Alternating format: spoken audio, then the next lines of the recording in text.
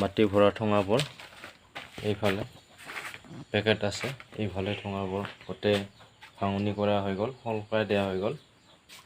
এইফালে আছে সৰু সৰু ঠোঙা ভোট জলকীয়াৰ বাবে। গোটেই ভাঙনি কৰিব লাগিব। এইবিলাক ডাবল কাম কৰিবলৈ বহুত কষ্ট হয়, কষ্ট হ'লেও উপায় নাই আৰু।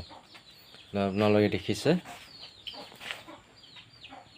প্ৰথমে নমস্কাৰ, আজি অন্য এটা নতুন ভিডিঅ'লৈ আগবাঢ়িছোঁ। আজিৰ ভিডিঅ'টো হৈছে মই কিছু কাম কৰি আছোঁ, আপোনালোকক দেখাবলৈ বিচাৰিছোঁ কেনেকুৱা কাম কৰি আছোঁ। এয়া এইবোৰ মাটিবোৰ, এই পেকেটৰ মাটি হয়। পুনৰাই মানে মাটিবোৰ পেকেটৰ পৰা খুলি ইয়াত ৰখা হৈছে।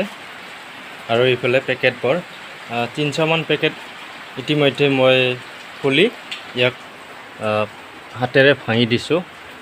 এইবিলাক এই ঠোঙাবোৰ ৰাখি দিয়া হৈছে। 300-350মান পেকেট হ'ব, আৰু আছে এইফালে। আৰু এইফালে আছে সৰু পেকেট ভোট জলকীয়াৰ বাবে ডাইৰেক্ট দিয়া আছিল গুটিবোৰ, এইবোৰ গজা নাই। এইফালে আছে আৰু 3 কাৰ্টন আছে এইফালেও, আৰু সৌফালে বস্তাটো আছে। মুঠ 1000 পেকেট, 1500 হৈ যাব এনেকুৱা পেকেটিং।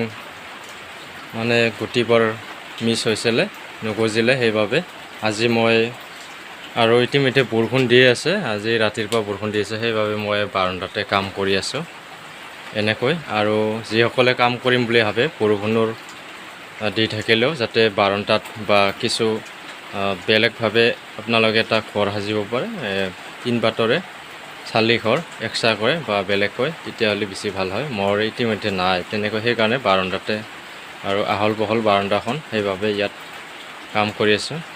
যিহেতু আপোনালোকক দেখাই আছোঁ, এয়া এই মাটিবোৰ মই পেকেটৰ পৰা খুলি ৰাখিছোঁ। আৰু ইয়াত বৰ চাংলি, যিখন বৰ চাংলি আছে তাৰে চালি দিয়া হ'ব, চালি পেলাই সুন্দৰভাৱে। আৰু লগতে ইয়াত মৰা গোবৰ, যিটো পচন সাৰ, সেইটো সান মিহলি কৰা যাব। তেনেকৈ পেকেটত আকৌ ৰেডি কৰা হ'ব। আপোনালোকক দেখাই আছে, এনেকৈ ৰেডি কৰি ৰাখিব লাগিব।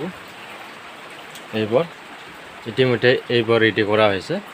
3 কাৰ্টন আছে এইফালে, এনেকৈ ৰেডি কৰি ৰাখিম। এইটো অমিতাৰ বাবে পেকেট কৰা হৈছে, আৰু ভোট জলকীয়াৰ বাবে এনেকুৱা পেকেট হৈ যাব, সৰু সৰু পেকেট। এইটো ডাইৰেক্ট পেকেটত দিয়া হ'ব, পুলি বেগতে গুটিবোৰ তেনেকৈ।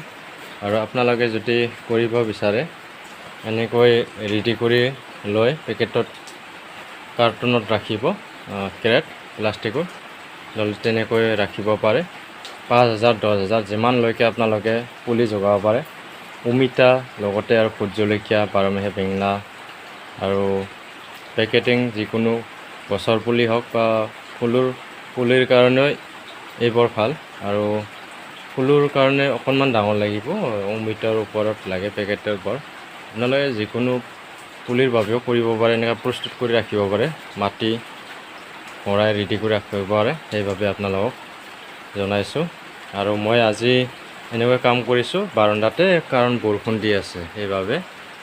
আৰু আপোনালোকেও তেনেকৈ কৰক, এনেকৈ মাটি প্ৰস্তুত কৰি বৰষুণ আনিলেও যাতে কামটো আগবাঢ়ি থাকে।